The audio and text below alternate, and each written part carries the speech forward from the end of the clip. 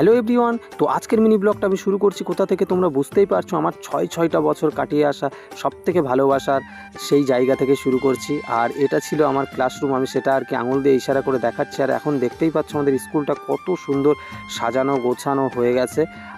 তো সেই স্কুল ছেড়ে যাওয়ার আজকে 10 বছর পরে আবার এসেছি।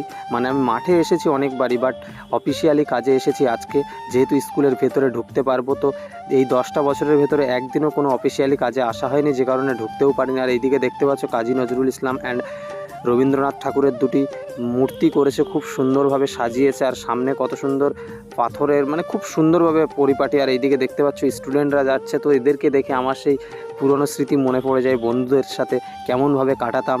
তো যাই হোক, তারপরে আবার আমি চলে এসেছিলাম মসলন্দপুরে।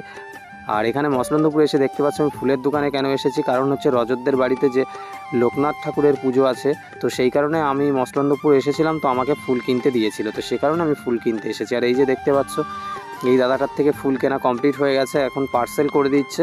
তো আমি এখানে টাকা পয়সা মিটিয়েই সোজা চলে যাব বাড়িতে। তো চলো আজকের মিনি ব্লগটা এই পর্যন্ত। তোমাদের সঙ্গে দেখা হচ্ছে নেক্সট ইন্টারেস্টিং মিনি ব্লগে। টাটা।